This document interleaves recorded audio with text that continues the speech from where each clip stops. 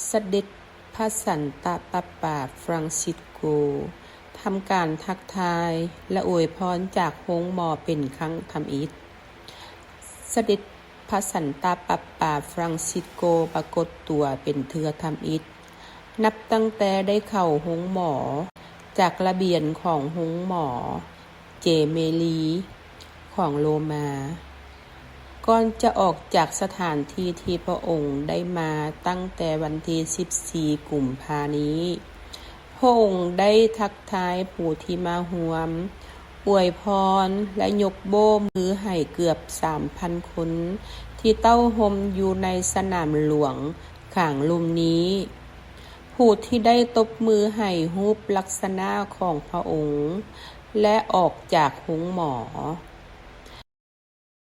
พี่น้องที่รักสุขสันต์วันอาทิตย์เรื่องเปรียบเทียบในพระวารสารของมื้อนี้บอกพวกเขาเกี่ยวกับความอดทนของพระเจ้าผู้ที่กระตุ้นเฮาเฮ็ดให้ชีวิตของเฮาเป็นเวลาแห่งการเป็นทุกข์กับใจพระเยซูเจ้าใช้หุบต้นเดือยที่เป็นหมากเดือยซึ่งบ่ได้เกิดหมากที่คาดไว้และอันใดอย่างใดก็ตามชาวนาบ่อยากตัดเราต้องการที่ใส่ฟูนอิฐตั้งแต่นั้นมาลังเทือปีหน้ามีหมากกอบ่จักคนทำสวยที่อดทนนี้แม่นพระผู้เป็นเจ้าผู้ที่เฮ็ดเวียกงานดินของชีวิตของเฮาด้วยความดูแลและรอท่าอย่างมั่นใจในการกลับคืนหาพระองค์ในระยะยาวของการเข้าโฮงหมอของข้าพเจ้าได้มีโอกาสที่จะประสบกับความอดทนของพระผู้เป็นเจ้า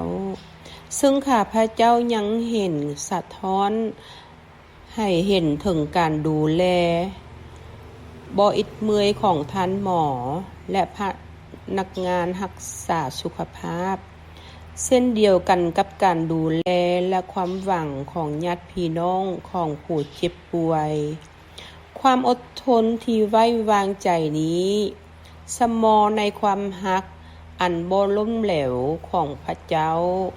มันจำเป็นแท้ๆในชีวิตของพวกเขาโดยเฉพาะในเวลาที่ประเสริญกับสถานการณ์ที่ยุ่งยากและเจ็บปวดที่สุดข้าพเจ้าโศกเศร้าย้อนเหตุวางระเบิดอย่างหนักหน่วงของอิสราเอลในเขตกาซาเฮ็ดให้มีผู้เสียชีวิตและบาดเจ็บหลายคนข้าพเจ้าเรียกร้องให้มีการหยุดเซาการทันทีทันใดกับอาวุธและเพื่อความกล้าหาญจะทีสืบต่อสนทนาเพื่อให้ตัวประกันทั้งหมดถูกปล่อยตัวและการหยุดยิงครั้งสุดท้ายได้บรรลุได้เขตกาซาสถานการณ์ด้านมนุษย์ธรรมแม่นร้ายแรงอีกเทื่อหนึ่งและเรียกร้องให้คำมั่นสัญญาอันหิบด่วนจากบรรดาฝ่ายที่ขัดแย้งกันและประชาคนโลก